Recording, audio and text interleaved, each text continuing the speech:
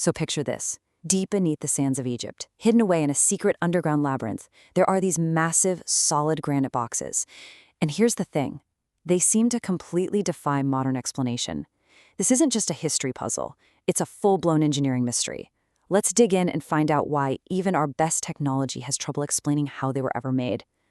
Okay, so we're going to a place called the Serapeum of Saqqara. It's this incredible underground world that might even be older than the pyramids themselves. And when the French archaeologist Auguste Mariette stumbled upon it back in 1851, he uncovered an engineering riddle that, honestly, we are still trying to figure out today. Deep inside this maze of tunnels, Mariette found not one, not two, but 24 of these absolutely colossal stone boxes, and each one was tucked away in its own little chamber or niche that had been carved right out of the solid bedrock. And when I say colossal, I am not kidding. Each one of these boxes weighs up to 100 tons. To put that in perspective, that's like a fully loaded semi-truck. And get this, that incredible weight doesn't even include the lid. The logistics of this are just mind-bending. The granite they used was cut from a quarry in Aswan, which is 800 kilometers away. So somehow, they had to transport these massive blocks all that way and then figure out how to get them down into these cramped underground tunnels. Just try to imagine being Mariette, right? You're the first person to enter these chambers in thousands of years. You follow this narrow passage deep into the earth, and what you find is just this perfectly arranged gallery of giants, sitting there silent in the dark. It must have been an absolutely surreal experience. And just so we're all clear on the scale we're talking about here, the boxes are over 13 feet long, and the lids alone weigh an extra 30 tons. These aren't just artifacts, they are monuments of engineering. But their incredible size, that's really only the beginning of the mystery. So, this is where we get to the core of the problem, the material itself. These boxes are carved from rose granite, and a few are even made of diorite. We're talking about some of the hardest stones on the planet. And that presents a huge, fundamental problem for the kinds of tools the ancient Egyptians were supposed to have had. It really just comes down to basic physics. You see, on the Mohs scale of hardness, the copper and bronze tools they had back then rank at about a 3, while the granite they were supposedly carving is a 7. It's like trying to cut a steel beam with a plastic knife. The math just doesn't add up. It shouldn't be possible. Okay, and this is where the story takes a fascinating modern twist. Enter Christopher Dunn. He's an engineer with decades of experience making ultra-precise components for the aerospace industry. He went to Saqqara not as an archaeologist, but as a master machinist, to see if these ancient objects could hold up to modern standards. Now, before we see what he found, we need to quickly understand a key idea: manufacturing tolerance. Think about a modern jet engine. If a single part is off by even a fraction of a human hair, the result could be a disaster. So, in high-tech engineering, the goal is always the smallest tolerance possible. In other words, getting as close to absolute perfection as you can. So, Dunn performed a test that is beautifully simple but incredibly revealing.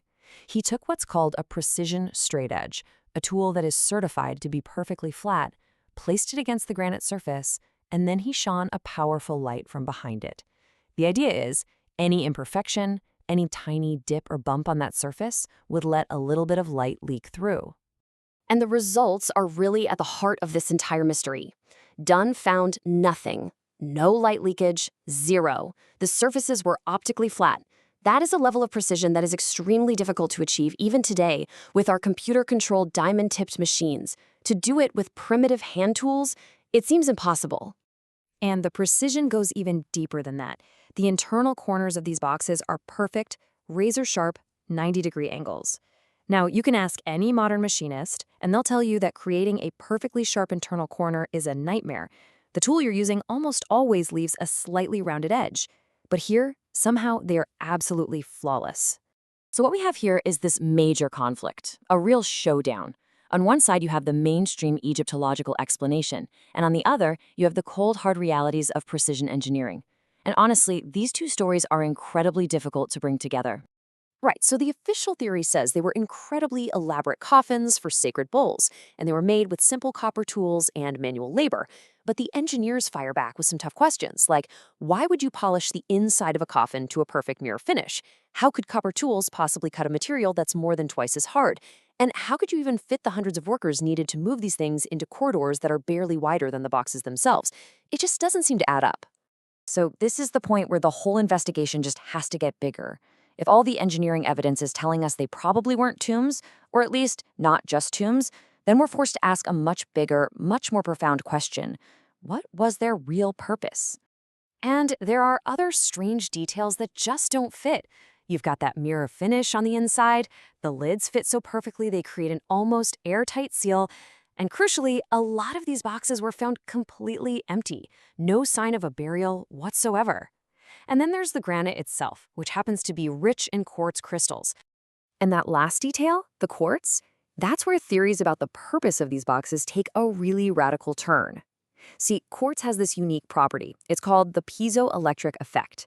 Put simply, if you squeeze or vibrate quartz, it actually generates an electric charge. Now, this leads to a mind-bending, though, yes, highly speculative idea. What if that extreme aerospace-level precision wasn't for looks? What if it was for function? What if these perfectly sealed, quartz-rich granite containers weren't boxes at all, but were actually components of some kind of machine? Maybe a resonator or generator, a piece of some lost energy technology? And so we are left with this fundamental question. Are these things simply the most elaborate, over-engineered coffins ever created with primitive tools? Or are we looking at the leftovers of a forgotten science? Tools so advanced that we can't even recognize them for what they truly are. The boxes of Saqqara stay silent, leaving us to wonder if ancient history is anything like what we've been told.